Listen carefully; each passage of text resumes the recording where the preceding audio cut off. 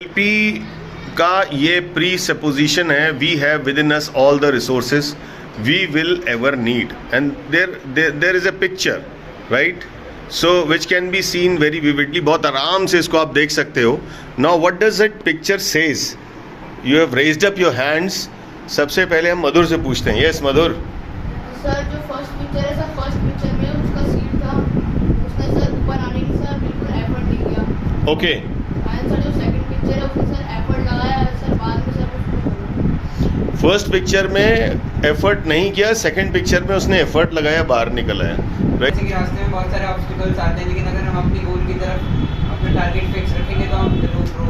एक पत्थर के साइड से मतलब ग्रो किया है, अपनी जगह बना ली है। जो दूसरा पिक्चर उसने मेहनत की और वो ग्रो करा। सेकंड पिक्चर उस प्लांट ने अपनी ताकत लगाई और वो ग्रो हो गया।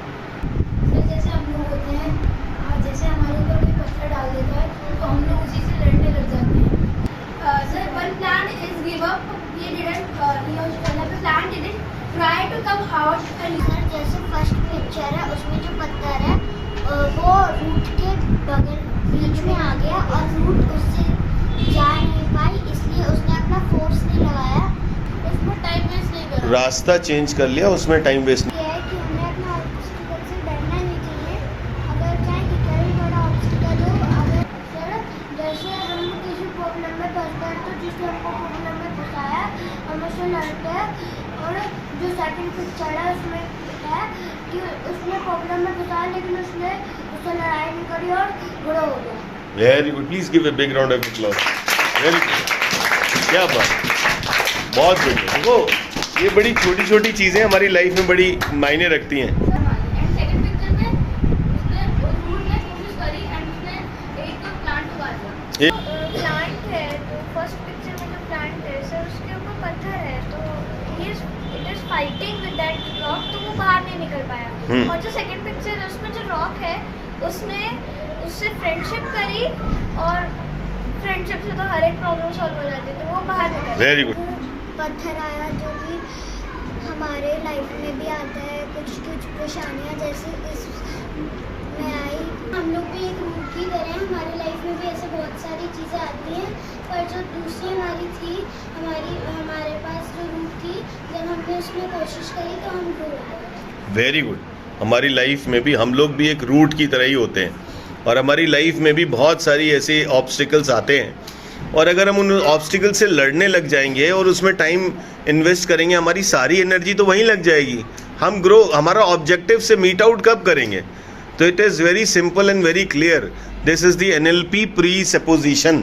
ये we have within us all the resources we will ever need, हमारे ही अंदर होती हैं।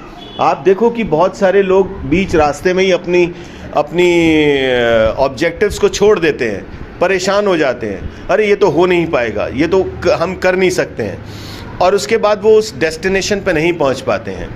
आपको मालूम है कि हमारे जो भारत है उसको किसी एक व्यक्ति ने खोजा था, वो कौन था? वास्को डी गामा ने खोजा था, राइट। वो जब घर से निकला था, आप कभी सोचो और इमेजिन करो कि जहाँ पर धरती खत्म हो जाती है, right, where the earth finishes and water starts, जहाँ ओशन स्टार्ट होता है, and there is a never end visuals of the ocean. कभी ऐसा लगता है कि यहाँ पर ओशन खत्म हो जाएगा? नेवर एंडिंग, इन डेप्थ चलते चले जाओ, ओशन ही ओशन है। आप उस व्यक्ति के विजन्स को देखो जिसने कभी भी धरती ओशन के पार नहीं देखी थी। पहली बार वो सेल करके शिप में आगे निकले, और करते करते करते करते नेवर एंडिंग, 1 दिन 2 दिन 10 दिन 15 दिन 20 दिन, you know there is a time when we say कि नहीं ये नहीं हो पाएगा। ऐसा उन लोगों की लाइफ में भी आया होगा, but they have finally reached the destination, they have found something new. So those who have got clear vision in their life can find many things in their life. They can achieve wonders, they can achieve goals, they can achieve different things in their life. And वो rest of the humanity के लिए भी example create करते हैं।